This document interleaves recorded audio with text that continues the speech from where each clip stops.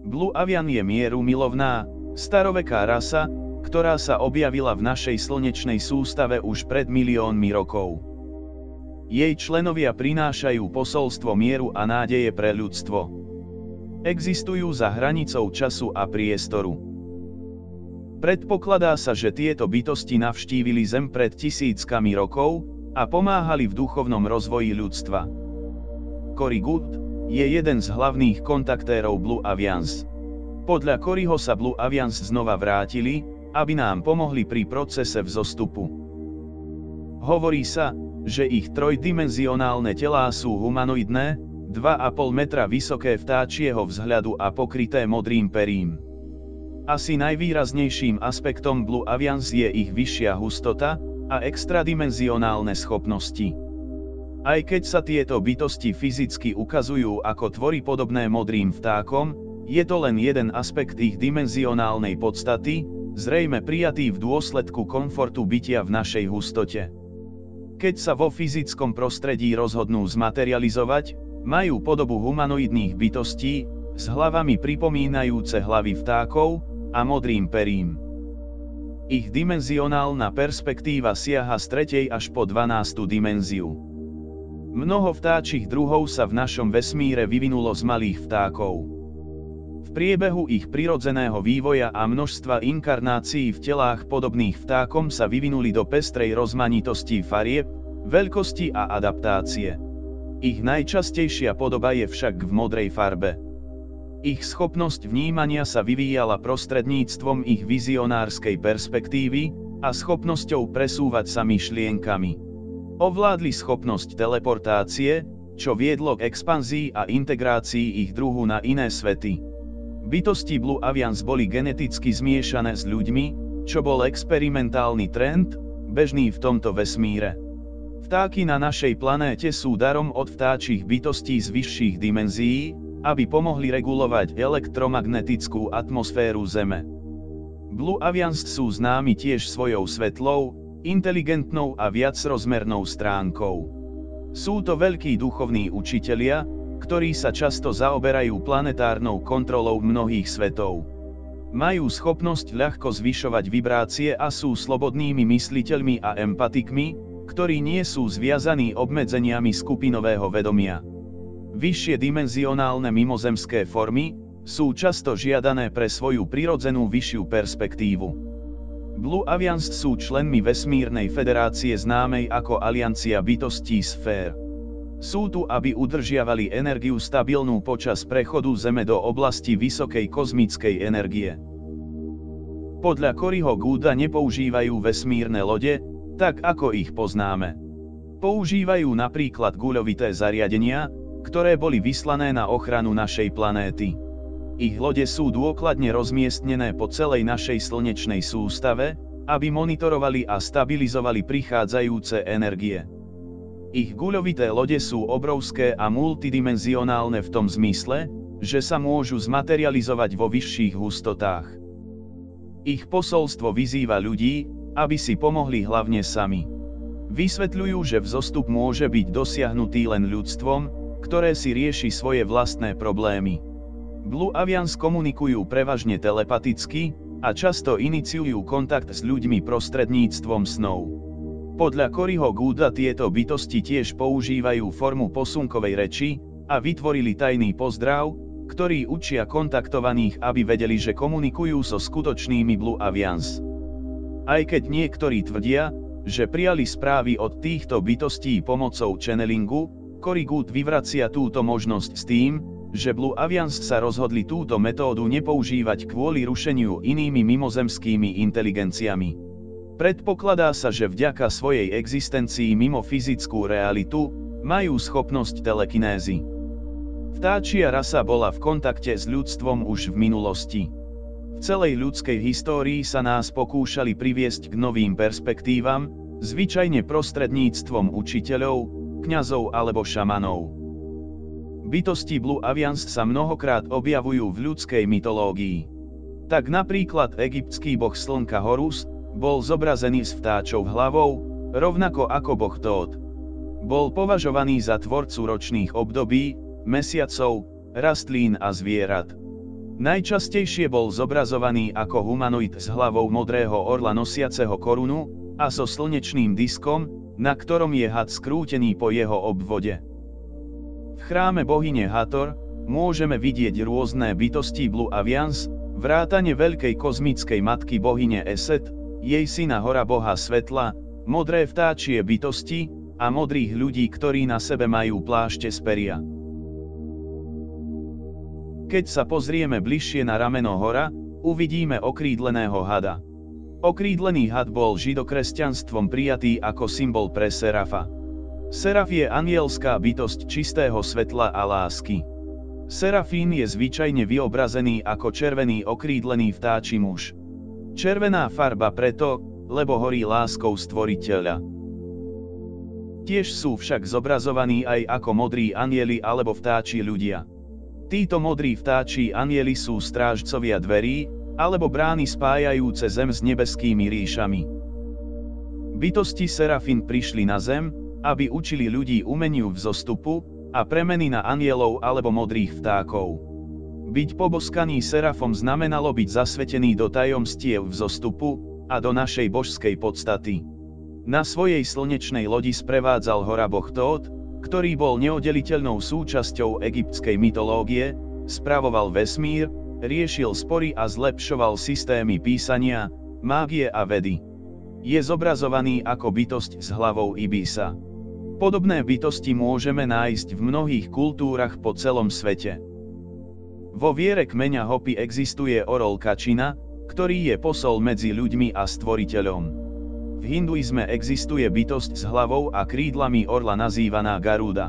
Hovorí sa o nej, že je večným nepriateľom hadovitej rasy Naga. Na rozdiel od iných mimozemských druhov, Blue Avians nie sú zapojení do žiadnych druhov únosov. Kontakty naviazujú iba s tými, ktorí sú kontaktu otvorení a ochotní komunikovať. Len nedávno znovu obnovili svoje vzťahy s ľuďmi, ako prostriedok na odovzdanie svojho posolstva o pokojnom vzostupe a vyzývajú ľudstvo, aby zvýšilo svoje vibrácie, svojou službou ostatným. Aj keď Blue Avians pôsobia ako štít medzi našim vzostupom a negatívnymi mimozemskými a ľudskými záujmami, rozhodli sa fyzicky nezasahovať. Vrátili sa, aby obnovili svoje pokusy z minulosti pomôcť ľudstvu. V minulosti bol ich príchod totiž skreslený našou kolektívnou interpretáciou. Cory Good hovorí, že Blue Avians sa znova vrátili do nášho planetárneho systému, aby pomohli s týmto vzostupom, a naliehavo nás žiadajú, aby sme sa oslobodili od väzieb negatívnych ľudských a mimozemských entít. Vyhlásenie týchto bytostí je jednoduché a priame. Pomáhajte si navzájom, sústrete sa na lásku a odpustenie a zmeňte ľudstvo k lepšiemu. Človek za človekom, začnite od seba. Táto správa nie je nič nové. Sú to základné princípy v samotnej podstate mnohých učení. Aliancia sfér tiež varuje pred rôznymi guru učiteľmi a mesiášmi. Hovoria, že každý človek musí prevziať kontrolu nad svojimi vlastnými činmi, aby ľudský druh skutočne vzostúpil. Naša planéta ako aj slnečná sústava prechádza oveľa hĺbšou zmenou, než si väčšina ľudí dokáže predstaviť. Nie je fakt len to, že mimozemšťania sú veľmi skutoční, ale aj to, že pozitívne ako aj negatívne skupiny sa oveľa viac podieľajú na našich životoch, než sme ochotní si pripustiť. Blue Avians úzko spolupracujú s Plejáďanmi a spoločne robia čo môžu, aby sme sa na planéte cítili viac ako doma. Tiež nás informujú o veľkých podzemných aktivitách v Severnom póle a na Antarktíde. Bolo uzavretých niekoľko portálov napojených na podzemné civilizácie, avšak mnoho mimozemských druhov našlo spôsoby, ako ich otvoriť. Mnohí z nich sú utečenci z iných planét alebo galaxií vo vesmíre a chcú byť súčasťou týchto spoločností. Podľa Davida Wilcocka, systém viery Blue Avians je podobný zákonu jednoty. V surovinách prekročila ich úroveň inteligencie fyzické obmedzenia a dualitu. Pôsobia ako jedna inteligentná entita. Bytosti sfér sú tu, aby nás viedli procesom vzostupu. Je však na nás, aby sme zaviedli zmeny, ktoré povedú k úplnému odhaleniu. Blue Avians zdôraznili, že je dôležité, aby ľudia dokázali milovať a odpúšťať, pretože to je vibrácia na dosiahnutie vyšších stavov vedomia. Chcel by som sa s vami podeliť o jednu zaujímavú interakciu s bytosťou Blue Avian, z knihy Mimozemský kontakt od Bonnie Mayerovej. Stalo sa to na otvorenom poli. Uprostred neho bola malá, strieborná a okrúhla loď v tvare taniera. V priemere mohla mať 9 metrov a stála na 3 nohách. Žena vstúpila do kozmickej lode a po príchode uvidela bytosť. Zhlboka som sa nadýchla a vstúpila som dovnútra. Pre môj mozog nastal šok, keď som uvidela tú bytosť. V tom istom momente moje telo tiež zaplavil pocit veľkej príťažlivosti, ako by som videla drahého priateľa, s ktorým som bola dlho odlúčená. Vedela som, že medzi ostatnými bol veľmi rešpektovaný. Oveľa neskôr som sa dozvedela, že bol kapitánom tej lode.